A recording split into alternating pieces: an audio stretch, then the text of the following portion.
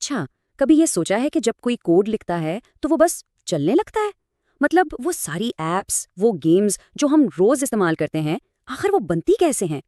یہ کوئی جادو نہیں ہے، بلکہ اس کے پیچھے ایک بہت ہی ذہین ٹول کا ہاتھ ہے جسے کمپائلر کہتے ہیں۔ تو آئیے آج اسی ماسٹر مترجم یعنی کمپائلر کی دنیا میں تھوڑا گہرائی میں اترتے ہیں۔ تو سب سے بنیادی سوال یہی ہے، ایک مشین جو صرف صفر اور ایک کی زبان یعنی آن اور آف سمجھتی ہے، وہ ہمارے لکھے ہوئے پیچیدہ کوڈز کو جیسے پائتھون یا جاوا آخر سمجھ کیسے لیتی ہے؟ ان دو بالکل مختلف دنیاؤں کے بیچ میں ایک پل کا ہونا ضروری ہے۔ اور جناب، وہی پل ہے کمپائلر۔ اسے سافٹ ویئر کی دنیا کا ماسٹر مترجم سمجھ لیں۔ اس کا کام سیدھا سا ہے، ایک زبان میں لکھے گئے کوڈ کو لینا، یعنی وہ زبان جسے ہم انسان لکھ اور پڑھ سکتے ہیں، اور اسے ایک ایسی زبان میں بدل دینا جسے کمپیوٹر کا پروسیسر براہ راست سمجھ بھی سکتا ہے اور چلا بھی سکتا ہے۔ تو یہ ترجمے کا پورا عمل ہوتا کیسے ہے؟ چلیں اس کے اندر جھانک کر دیکھتے ہیں۔ کمپائلر کوئی ایک واحد چیز نہیں ہے، بلکہ یہ ایک ٹیم کی طرح کام کرتا ہے۔ اسے ایک ایسی ترجمہ ایجنسی کی طرح سمجھیں جس کے دو بڑے شعبے ہیں اور ہر شعبے کا اپنا ایک خاص کام ہے۔ یہ دو شعبے ہیں، فرنٹ اینڈ اور بیک اینڈ۔ فرنٹ اینڈ کو آپ پڑھنے والا کہہ سکتے ہیں، اس کا کام ہے اصلی کوڈ کو پڑھنا اور اسے اچھی طرح سمجھنا کہ آخر کہا کیا جا رہا ہے۔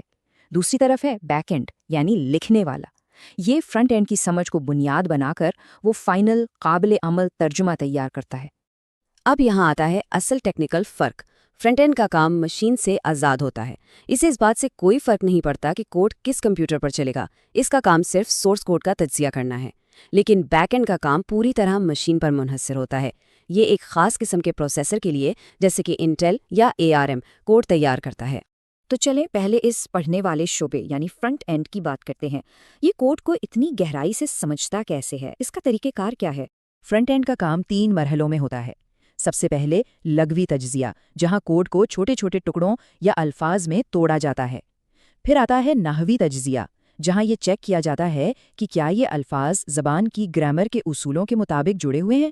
اور آخر میں ہوتا ہے مینوی تجزیہ، جو یہ یقینی بناتا ہے کہ کوڈ کا مطلب بھی صحیح نکل رہا ہے، بالکل ویسے ہی جیسے کوئی ایڈیٹر کسی کتاب کو پہلے لفظوں، پھر جملوں اور آخر میں مفہوم کے لیے چیک کرتا ہے۔ اچھا، تو جب پڑھنے والے شعبے نے اپنا کام مکمل کر لیا تو وہ اپنی ساری سمجھ لکھنے والے شعبے کو کیسے منتقل کرتا ہے؟ ان دونوں کے بیچ میں ایک بہت ہی اہم چیز ہے جو اس پورے عمل کو جوڑ کر رکھتی ہے۔ اس پلان کا نام ہے انٹرمیڈیٹ ریپرزنٹیشن یا مختصراً IR۔ اسے آپ کوڈ کا ایک ماسٹر بلو پرنٹ سمجھ سکتے ہیں۔ یہ نہ تو اصلی سورس کوڈ ہوتا ہے اور نہ ہی فائنل مشین کوڈ۔ یہ ایک درمیانی عالمگیر شکل ہے جسے فرنٹ اینڈ تیار کرتا ہے تاکہ بیک اینڈ اسے آسانی سے سمجھ سکے اور اس پر اپنا کام شروع کر سکے۔ ٹھیک ہے، تو اب کہانی کا دوسرا حصہ شروع ہوتا ہے۔ لکھنے والے شعبے یعنی بیک اینڈ کو یہ عالمگیر بلو پرنٹ یعنی IR مل گیا ہے۔ اب یہ اس کے ساتھ کیا کرتا ہے؟ یہ اسے ایک چلنے والے پروگرام میں کیسے بدلتا ہے؟ بیک اینڈ کے ذمے 2 بڑے کام ہیں۔ پہلا ہے آپٹیمائزیشن، یہ IR کو دیکھتا ہے اور اسے بہتر، تیز اور زیادہ مؤثر بنانے کے طریقے ڈھونڈتا ہے، مطلب غیر ضروری چیزوں کو ہٹانا یا کام کرنے کا کوئی چھوٹا راستہ نکالنا۔ اس کے بعد آتا ہے آخری مرحلہ، کوڈ جنریشن۔ یہاں یہ اس بہتر بنائے گئے IR کو لے کر اس مخصوص مشین یا CPU کے لیے حتمی ہدایات لکھتا ہے جس پر پروگرام کو چلنا ہے۔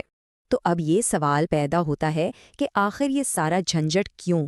کمپائلر کو فرنٹ اینڈ اور بیک اینڈ ان 2 الگ حصوں میں تقسیم کرنے کی ضرورت ہی کیا تھی؟ اس ڈیزائن کے پیچھے اصل میں بہت گہری ذہانت چھپی ہے۔ اس تقسیم کے 3 بہت بڑے فائدے ہیں۔ پہلا، پورٹیبلٹی، مطلب ایک ہی فرنٹ اینڈ کئی الگ الگ بیک اینڈز کے لیے IR بنا سکتا ہے، جس سے ایک ہی کوڈ کو مختلف مشینوں پر چلانا آسان ہو جاتا ہے۔ دوسرا، ماڈیولیرٹی، آپ کسی ایک حصے کو دوسرے کو چھیڑے بغیر بہتر بنا سکتے ہیں۔ اور تیسرا، آپ مختلف زبانوں کے فرنٹ اینڈز کو مختلف مشینوں کے بیک اینڈز کے ساتھ مکس اینڈ میچ کر سکتے ہیں۔ امکانات لامحدود ہو جاتے ہیں۔